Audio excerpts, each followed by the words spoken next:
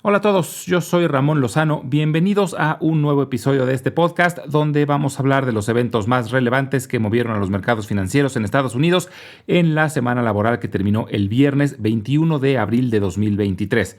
En la idea de la semana vamos a hablar sobre McDonald's y en la sección educativa vamos a hablar sobre la relación entre las tasas de interés y los rendimientos de los bonos.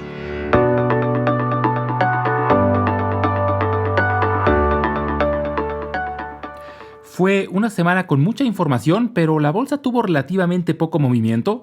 Los tres principales índices terminaron en territorio negativo, pero bajando muy poco. El Dow Jones bajó el 0.1%, el Standard & Poor's 500 el 0.2% y el Nasdaq el 0.4%.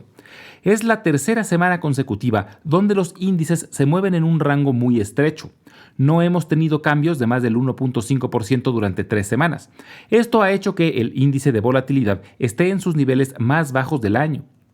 Hubo poca información macroeconómica, lo más relevante fue el reporte de la Asociación Nacional de Agentes Inmobiliarios, que mostró una ligera reducción en el precio promedio de la vivienda. Pero por otro lado, D.R. Horton, que es el desarrollador más grande de vivienda de los Estados Unidos, reportó números mejor de lo esperado y mencionó que aún ven un mercado muy robusto y mucha demanda. Se reportó que la economía china creció el 4.5% anualizado durante el mes pasado, el nivel más alto de los últimos 12 meses. Sin embargo, se ha intensificado la guerra comercial entre China y los Estados Unidos, sobre todo en lo relacionado a la tecnología. Recordemos que el gobierno del presidente Joe Biden decretó un alto a las exportaciones de chips de alto desempeño a China.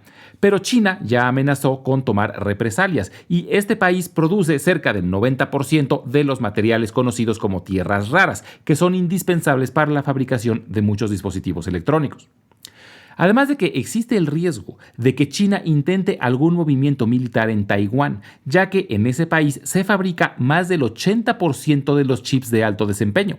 Empresas como Nvidia y AMD diseñan los chips, pero la mayoría son fabricados por Taiwan Semiconductors, por lo que esta isla es un punto de tensión muy grande entre los dos países. Durante la semana, la información se centró en lo micro, ya que se intensificó la cantidad de reportes trimestrales.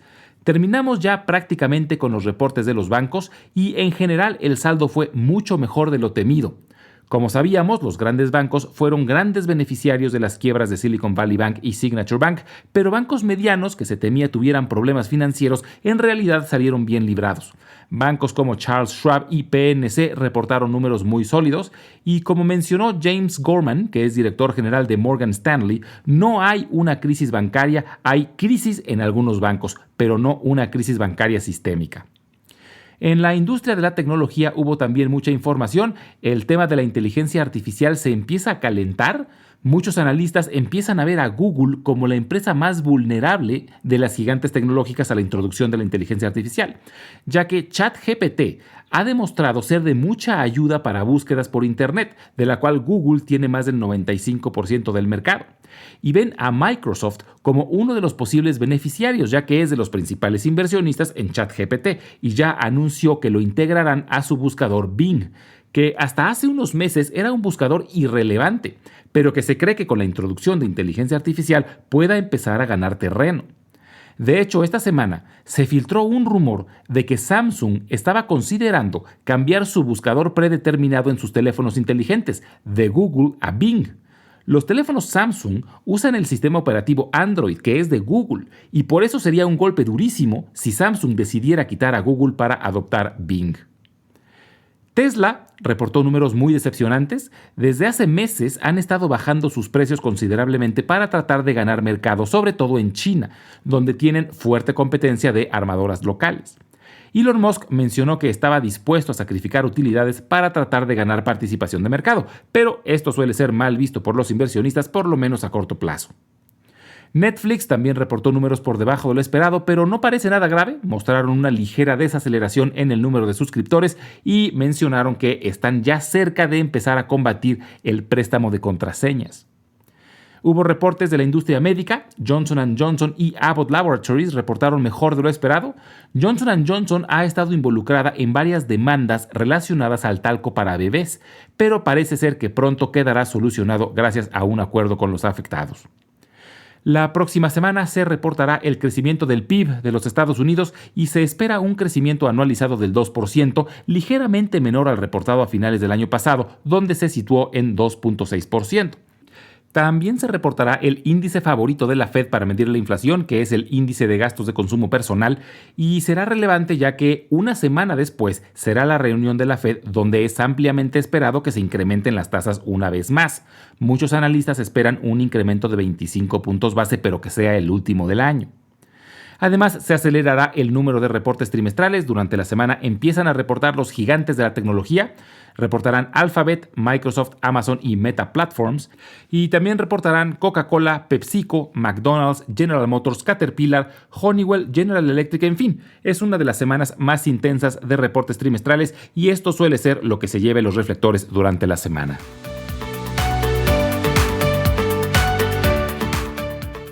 En la idea de la semana del día de hoy vamos a hablar sobre McDonald's. Su símbolo es MCD. McDonald's es la cadena de restaurantes más grande y conocida a nivel mundial. Su historia comienza en 1940 cuando los hermanos Richard y Maurice McDonald abrieron un pequeño restaurante de comida rápida en San Bernardino, California. El restaurante originalmente se llamaba McDonald's Barbecue y en 1948 introdujeron un sistema al que le llamaron Speedy Service System o sistema de servicio rápido.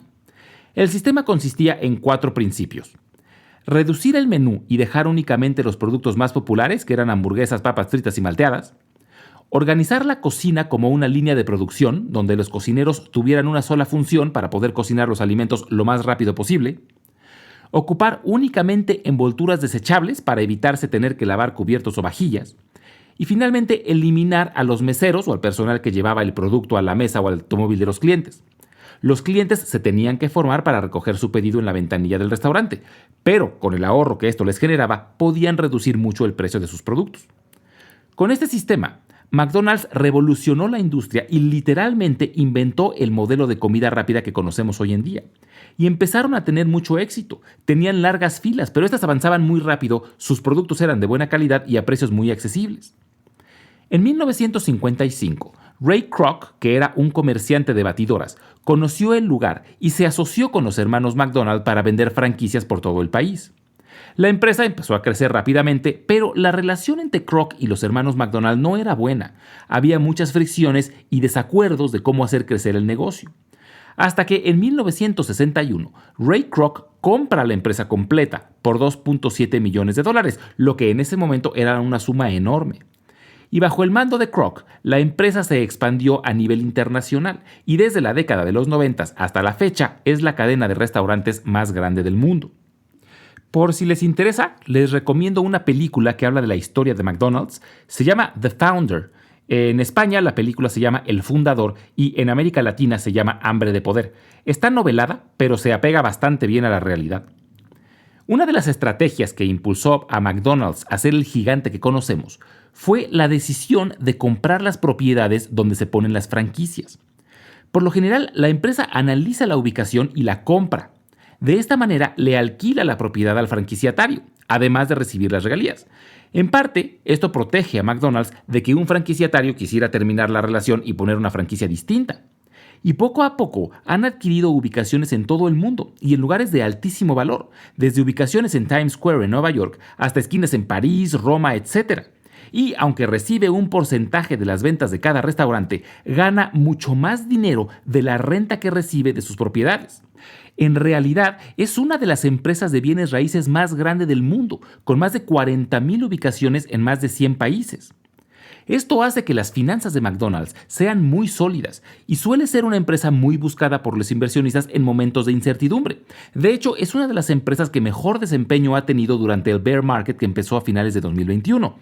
Además, McDonald's ha incrementado su dividendo sin interrupción los últimos 46 años. Actualmente tiene un rendimiento cercano al 2%. El único problema con las acciones de McDonald's es que la semana pasada llegaron a su máximo histórico y llevan 3 semanas con ganancias considerables, por lo que puede ser prudente esperar a que tengan un respiro o una corrección antes de comprarlas, pero definitivamente vale la pena tenerlas en el radar. La semana pasada recibí un correo donde me preguntaban qué relación tenían las tasas de interés de la Fed con el rendimiento de los bonos del Tesoro y por eso quiero hablar del tema en la sección educativa del día de hoy. Hemos hablado de ambos en capítulos anteriores, pero no hemos hablado directamente de la relación que hay entre los dos.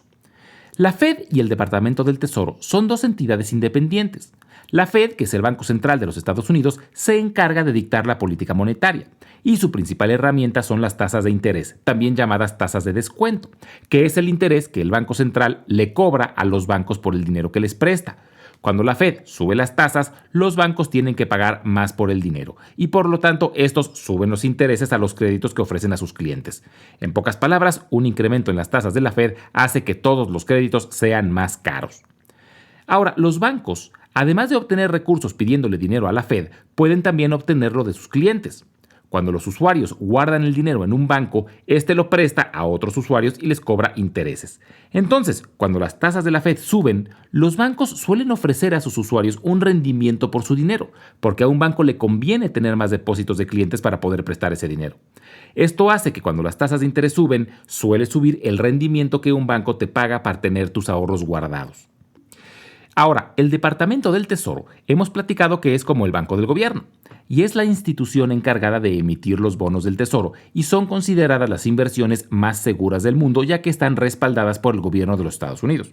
Por esta razón, suelen tener rendimientos muy bajos y estos bonos se venden a través de subastas y posteriormente se pueden vender en un mercado secundario.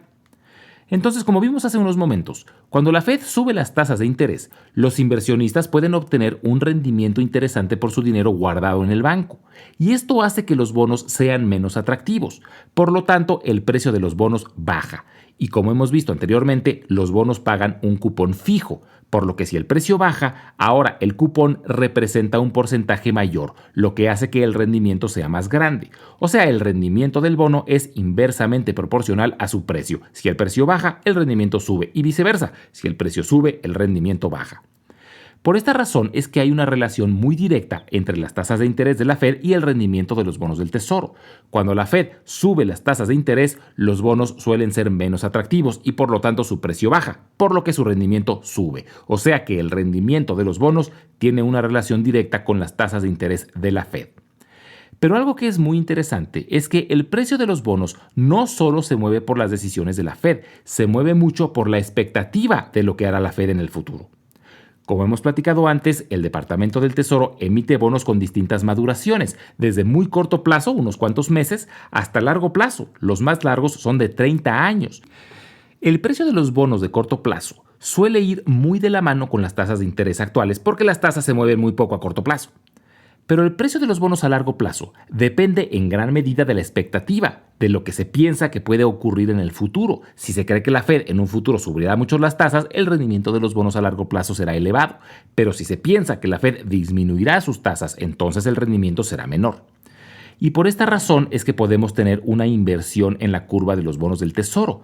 Lo normal es que los bonos a corto plazo tengan un rendimiento menor que los bonos a largo plazo, ya que estacionar el dinero por más tiempo es más arriesgado. Pero si existe la expectativa de que en el futuro la Fed reduzca las tasas, puede pasar que la curva se invierta, porque los bonos a corto plazo estarán reflejando las tasas actuales. Sin embargo, los bonos a largo plazo reflejarán la expectativa sobre las tasas a futuro. Por lo que si las tasas actuales son elevadas y se cree que en el futuro serán menores, puede pasar que los bonos a corto plazo tengan un rendimiento mayor que los bonos a largo plazo. Entonces, en resumen, el rendimiento de los bonos refleja el comportamiento de las tasas de interés. A mayor tasa, mayor rendimiento del bono. Pero los bonos a corto plazo reflejan las tasas actuales, mientras que los bonos a largo plazo reflejan la expectativa de cómo estarán las tasas en el futuro. La próxima semana voy a estar de viaje y es muy probable que no pueda grabar el podcast, así que lo más probable es que nos escuchemos hasta dentro de 2 semanas.